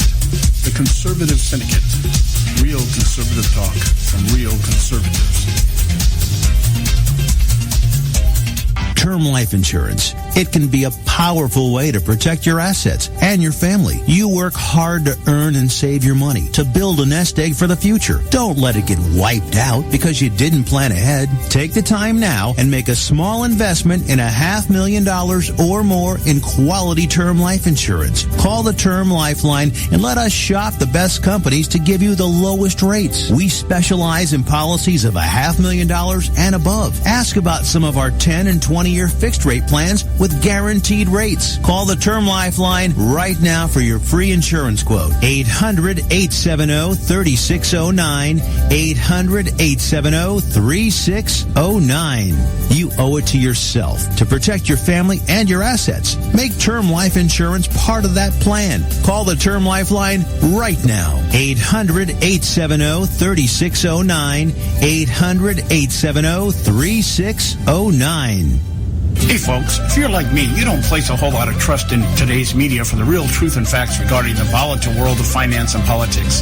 When I want the real scoop on money, I go to the most trusted source I know, my good friend and colleague, Bob Cardoso. Bob is a noted expert with a PhD in international finance who airs his nationally known, globally syndicated show, Robert Cardoso Live, daily, Monday through Friday from 4 to 6 p.m. Pacific Time. With Bob, you'll get the right information at the right time from someone who knows his business and can help you make the right decision concerning yours. Again, Bob airs daily, Monday through Friday from 4 to 6 p.m. Pacific Time. Visit his website at robertcardosolive.com for information regarding stations and topics. That's robertcardosolive.com. Check Bob out. You'll be glad you did.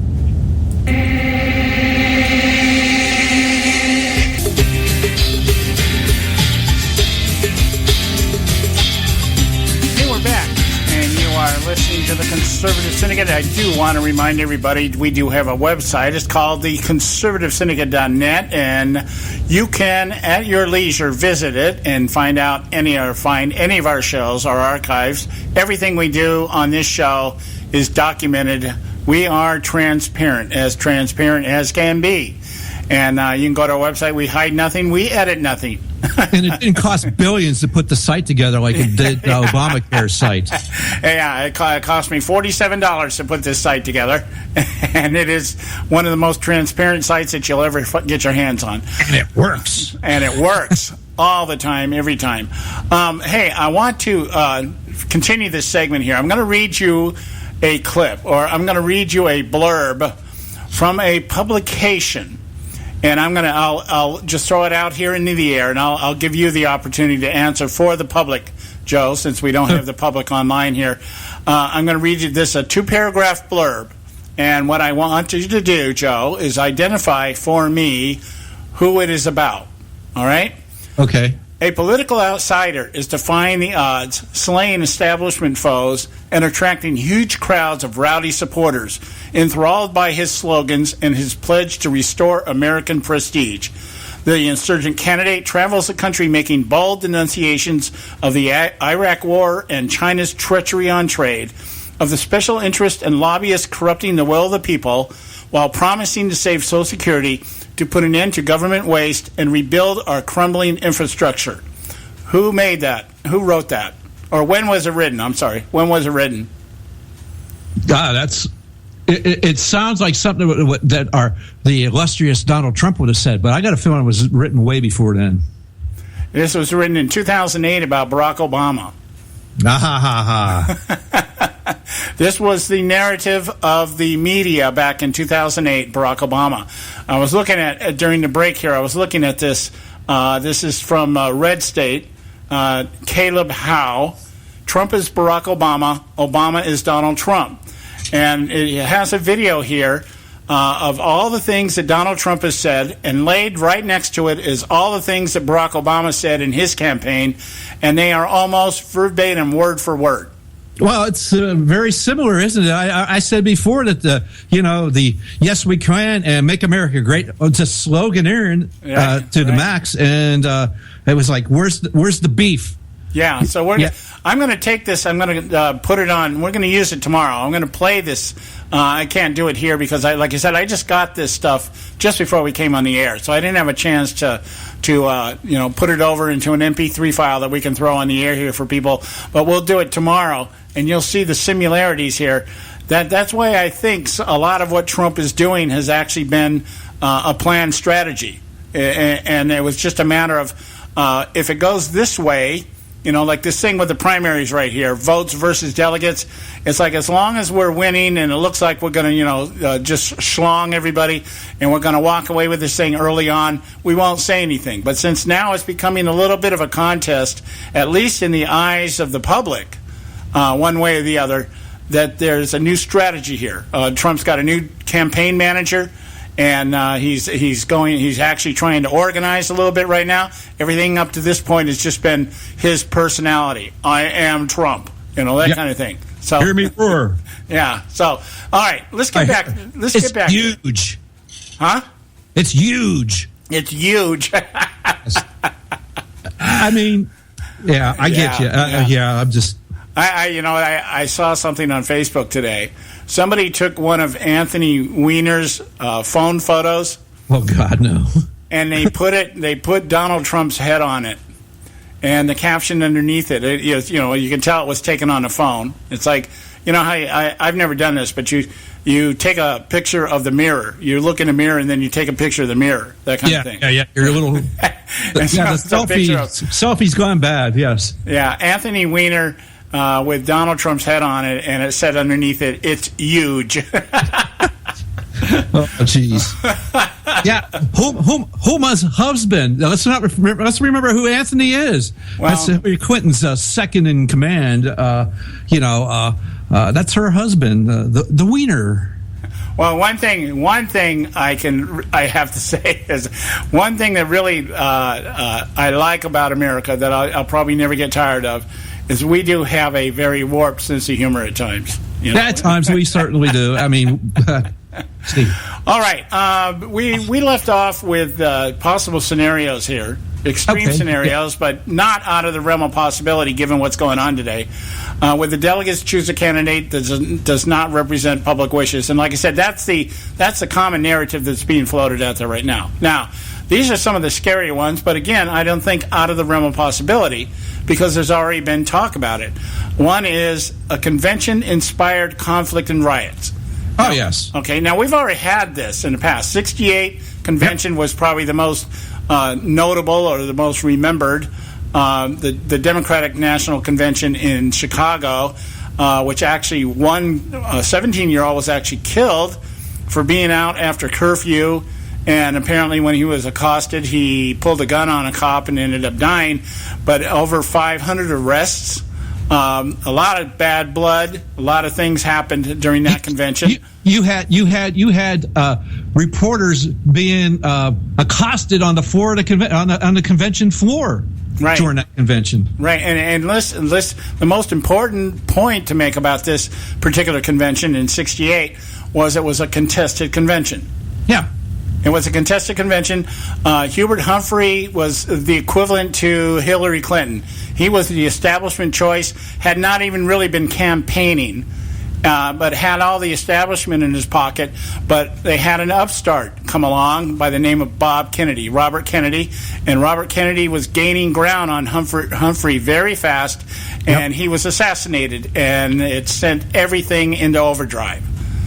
So 68 was just one of those years. Yeah, it was just one of those bad years, and that was also where we were introduced to the Weather Underground, Bill Ayers' organization, the Black Panther Party. That all these organizations came out of that convention. So we can thank the Democrats for that. Community Organizing 101. Now, and we've already heard Donald Trump tell us that if he doesn't get the nomination, if he's cheated out of it, that there could be riots in the street. We've already heard Black Lives Matter and MoveOn.org tell us if Trump wins the nomination, there could be riots in the street. And where else better to go than to the conventions? You know, it's going to be, well, it would be, in this case, Cleveland, in the Republican convention. I don't know if they'd have a riot. I don't know. Bernie Sanders people could get pissed off enough. They're the ones out there disrupting everything on the Trump side. That's not to say they wouldn't do that if Hillary wins the nomination, don't you think? If someone knocks over their bongs, and knocks all their water out of their bongs, their bong water all over in the streets. That's right. Anything could happen, Yeah. We could have college kids in mass defecating on American flags. I think what they're going to have to do, they're going to have to have a safe space for these people at the convention, because someone could hurt their little itty bitty feelings. Oh, yeah, or they could bring the Baltimore mayor in and then designate a certain spot that people can destroy. Oh, yeah, here's a place to set your things on fire. Yeah, and we'll even provide it. Only here, though. Yeah, government-subsidized looting so that you can destroy and burn. Yeah, where is the Democratic convention this time? North Carolina, I believe, isn't it? Is it in Charlotte? I'm not sure. It's something to look up. I think it's in North Carolina. Well, the only place it would be then was probably Charlotte then. Yeah. We'll have to look that up because I know the Republicans are going to Cleveland. Yeah, I didn't plan on going, so I didn't really care where they're having it. Yeah, the Democrats was like, okay, is it in the country? It could be in Havana, for who knows? I mean, could be in Cuba. Yeah, that's what I'm saying. Oh yeah, well, the free tickets to the ball game down there. Yeah, you can get all your free Che T-shirts and stuff. Okay, so the possibility does exist that we may see some violence if one side or the other, or both. Wouldn't that be something? Donald Trump doesn't get the nomination, Bernie Sanders doesn't get the nomination, and we have both conventions being overtaken by rioters and protesters. No, that'd be just absolutely awesome, except for I know people going to Cleveland, so I really don't want that to happen. Well, just think of this, though. This is a media. These are nice people, and they don't need to be in mainstream media wet dream. Oh, my goodness. You can see your buddy, you were talking about Shepard Smith, and he just sensationalized it to the nth degree. Oh, what about Wolf Blitzer? Oh, my goodness. Oh, man. I mean, that guy would be having orgasmic throes all during his show, if he still can do that. I don't know. Certainly Chris Matthews would have more than one thrill going up and down his leg. The only TV host that has to take a little pill before he goes on air. Oh, my goodness. Yeah, they might even bring Diane Sawyer out of retirement, get her schnockered, and send her down there. Yeah, I really like the next part of this article, John, which is the surprise combined ticket part. Yeah, I'm not really sure what that means. Well, we're going to have to take a moment here to think that over here. We do have to take a short break here. We went over again. We'll be right back, guys. Stay with us. Don't go away. You can catch all our archives at theconservativesyndicate.net. The Conservative Syndicate. Real conservative talk from real conservatives. Prices are for base buildings only. May not be available in some areas. Attention business owners, do you want a stimulus package that really works? Before you spend thousands of dollars more than you should on your next building project, listen to this. General Steel has a stimulus package designed to help you save as much as half the cost of conventional construction on your next building. As much as half. That's right. General Steel can save you thousands of dollars with a pre-engineered steel building designed for your business or church. How about a 50 by 100 foot building for under $30,000? So don't pay thousands more than you should without calling General Steel first and save as much as half the cost and time of conventional construction. With the projected demand for steel in Japan and China, prices may be skyrocketing. 877-927-3360. 877-927-3360. 877-927-3360. Hey folks, if you're like me, you don't place a whole lot of trust in today's media for the real truth and facts regarding the volatile world of finance and politics. When I want the real scoop on money, I go to the most trusted source I know, my good friend and colleague, Bob Cardoso. Bob is a noted expert with a PhD in international finance who airs his nationally known, globally syndicated show, Robert Cardoso Live, daily, Monday through Friday from 4 to 6 p.m. Pacific Time. With Bob, you'll get the right information at the right time from someone who knows his business and can help you make the right decision concerning yours. Again, Bob airs daily, Monday through Friday from 4 to 6 p.m. Pacific Time. Visit his website at robertcardosolive.com for information regarding stations and topics. That's robertcardosolive.com. Check Bob out. You'll be glad you did.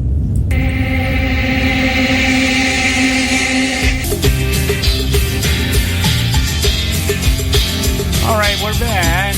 You're listening to the Conservative Syndicate, real conservative talk from real conservatives. And, well, I don't know why that... I'm getting these little utteral tones in my voice here. I'm beginning to wonder what's going on here in my head. I don't know. It's Robert Cardoso. Yeah. Yeah, could be black speech from Lord of the Rings too. I don't know. Let's see. I don't know. Anyway, we're talking about the weird scenarios from the Sheeple, offered to us by the Sheeple, Brandon Smith at the Sheeple, the Daily Sheeple. I'm sorry, I want to get the name right. And we left off here with before the break here about a convention-inspired conflict and riots, meaning one or both conventions could end up with some, unruly people showing up because they didn't like the results. And that can happen on both sides because there's just enough ignorance out there, guided and fueled by anger, that could happen. Oh, yeah, and the press has been eating this up. Every time you see a report, it's these angry people. The people are angry. The Trump people are angry at this and this, right. They're angry at Cruz people, and Bernie's angry. These Bernie people are angry at Hillary. It's like there's anger everywhere. Anger. It's like, really? Everybody's pissed to the gills, and otherwise there'd be fires everywhere on every street corner right now if it was like the press wanted it. Yeah. Now the next one we have here is, I think, kind of a long shot, but still possible because of the players involved. A combined ticket, and what this is about is that the people within that are running right now decide to join forces. I can't imagine Hillary Clinton wanting Bernie Sanders as her vice president. I just can't imagine that. But who knows if the forces be determine that she's not going to be able to somehow capture those who are supporting Bernie Sanders, because they're a lot of them out there claiming they won't vote for Hillary or they won't vote at all. It's either Sanders or nothing. And on the Trump side, there's a lot of people actually believing if Trump doesn't get it, they'll vote for Hillary, believe it or not. Those people are just plain nuts. Yeah, and a lot of those people are establishment types. And why would they do that? Because, as we said, the establishment doesn't care who's in the White House. But those, I don't think there's. I think that's just basic foolishness. It's a possibility. It's a possibility. It's a possibility. It's just like, hey, well, do you think that you think just for the sake of we need to win, so we must combine our forces, and so the Cruz and Trump get together, and the Hillary. I don't know about the Hillary and Bernie thing. That seems a little weird, but the possibility the Cruz and Trump people is together. It is possible. I could see that happening. Stranger things have happened in our political histories. Well, I do know Ted Cruz was asked. He's been asked several times. I heard him on with Hannity, and that idea was floated, and he said outright, "I have no interest at being a VP with Donald Trump." Now, absolutely. And what would he say? I mean, he's got donors has committed to him. Yeah. So what would he say? Exactly that. But for crying out loud, that's how this is played. But would it eliminate the possibility of a Cruz Trump ticket? You know, if it's the other way around, if Trump was going to be the VP, would who knows? Well, it comes to the fact that, well, hey, Donald, it looks like you're not going to win here in the 19th ballot at the convention. How about this? You take second fiddle to somebody for the first time in your damn life. How's that one, Donald? I think the more realistic scenario at this point would be something like a Cruz Kasich ticket. Jeez. Because let's look at the scenario. Let's look at the facts. What we have right now. It could happen, but we've got several establishment types that have thrown their weight behind Cruz. We got Mitt Romney, both of the Bushes, Jeb and Neil Bush. We've got Lindsey Graham, through his 2 votes towards to Cruz. And now, so those are establishment types, and yes, we know that Cruz's explanation is unification of the party. Yes. Right? Now, what I could see happening at this point is saying, well, in order to further appease the establishment, because Kasich is the establishment candidate at this point. All right.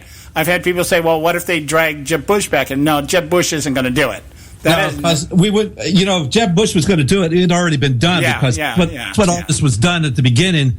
And I'm sorry, but Jeb just didn't have it, and rightfully so. He's damaged goods just like Mitt Romney is and John McCain is. He's out. I mean, for not loud, we had 2 Bushes being presidents already. We weren't going to go for a third one. I said that 8 years ago. But the scenario I heard last night floated, I forget who it was some commentator I'd never heard before. And he brought up we could have a situation here. John Kasich took Ohio. Okay, that's 60-some-odd electoral votes. Yes. Right? Now, hear me out here. This was the same scenario in which Lyndon Johnson was chosen to be John Kennedy's vice presidential candidate because they knew the election was going to be close. It was Nixon actually won the popular vote. Kennedy won by 3 electoral votes. Yeah, he needed the South, and that's the reason why he picked up the South, and they took Lyndon Johnson because he carried Texas. And so we're looking here at a very similar scenario where popular vote might go one way or the other, but electoral votes wise, 66 electoral votes is a big number if this comes down to a very heated, close contest.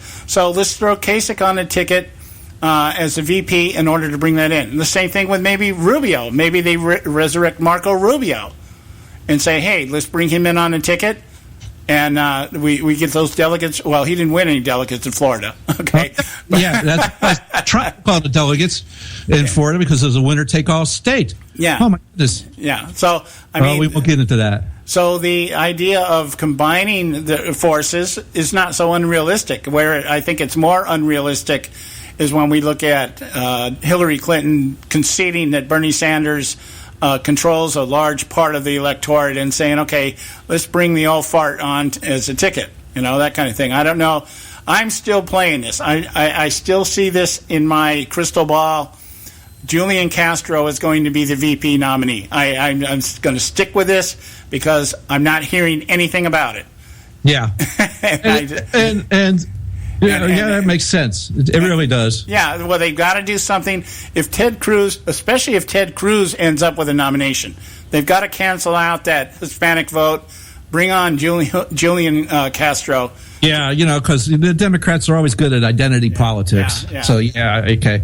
How about the next couple of things we got to do because we're running out of time really fast. Well, let me get to the one that I have floated on the show several times, and I kind of just forgot about it. We'll skip down to this one here. A postponed election. Yeah.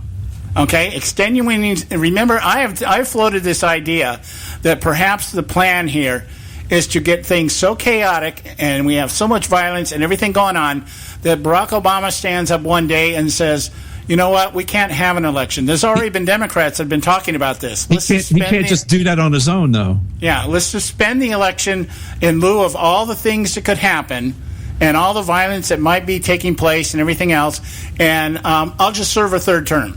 Yeah, well, he can't do it on his own. He's going to have Congress do it. Well, a Congress that does nothing right now. Well, I understand, but they have the authority. Obama can't do that on his own. Okay, well, but we're talking about a Congress that is guided by the establishment who is in self-preservation mode. Yeah, I get that.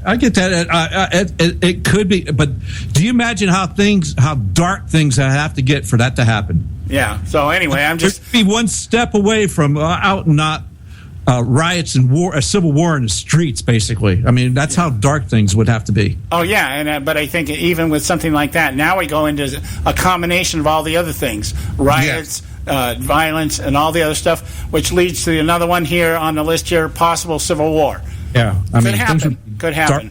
Guess what, guys? We're out of time. We're going to close the show for tonight. Visit us at our website, theconservativesyndicate.net. We'll be back on the air tomorrow, 3 o'clock out here on the West Coast, 6 on the East Coast. And we'll have more enjoyment for you right here at the Conservative Syndicate. God bless you all. We love you.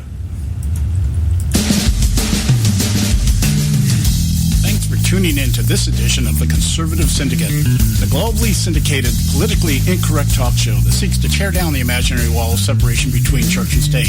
We want to make you aware you can find and access all of our show archives at our website, theconservativesyndicate.net, as well as our broadcast stations and times. That's the conservativesyndicate.net. We so appreciate you taking time to tune in, and we so look forward to continuing to bring you the best and uncompromised talk radio available on the net today. And remember, folks, it doesn't matter how many times you get knocked down in life. It only matters how many times you get up. I'm John Matthews, signing off until next time, right here on the Conservative Syndicate. God bless you, and may God continue to bless America.